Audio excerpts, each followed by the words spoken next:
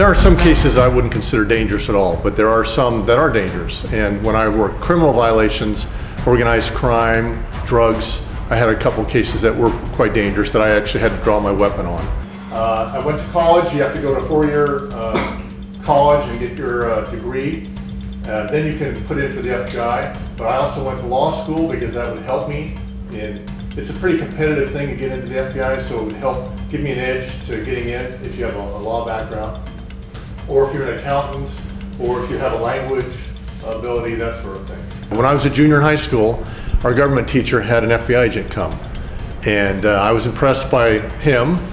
And then you go for 4 months, and when you're there for 4 months, every week is a different topic. 1 week, you're working on organized crime. You learn about biker gangs and the mafia and other.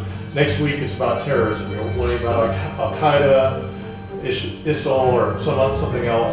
And then you're working white collar. You're learning about telemarketing fraud and that sort of thing. Then you're doing reactive crimes, learning how to work a kidnapping or a bank robbery. And they teach you everything. So you're not a specialist when you're at the academy.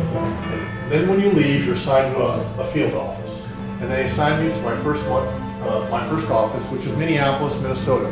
And I was there for 2 years doing organized crime, working against the mafia, working against drug dealers, that sort of thing. Police officers are a lot more dangerous than someone like me because I'm in a suit. Sure.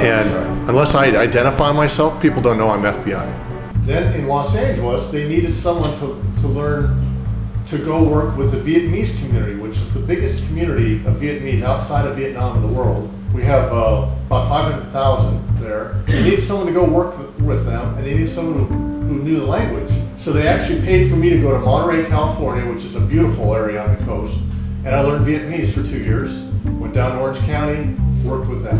And in this case, my Vietnamese was useful because the people there we suspect might be speaking Vietnamese to each other and not realize I would understand, and hopefully I could get some intelligence that way. After I was finished with that work, I started working other counterintelligence matters. Counterintelligence is basically seeing if there are agents of foreign countries in the United States for the purpose of stealing information or influencing policy. And you're usually given, depending on the kind of work you do, you're usually given about between 5 and 10 cases to handle at any one time. And so you're going to look and say, okay, what needs to be done in this case? And then move on, what needs to be done in this case? What record check do I need to ask for? This afternoon I'm going to go interview the neighbor of this person. For instance, I always love the interview part. I might build up a case on somebody, and to me they look guilty. And usually that means they are.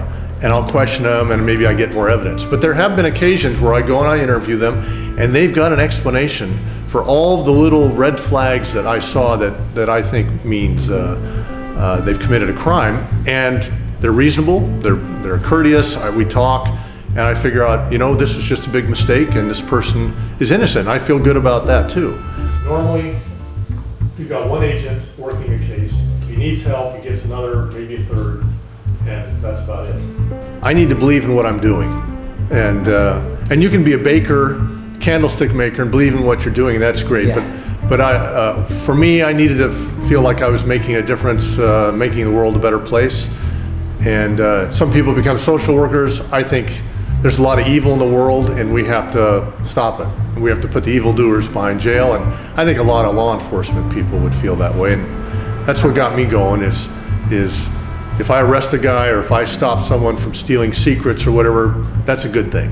And then I feel good about what I do.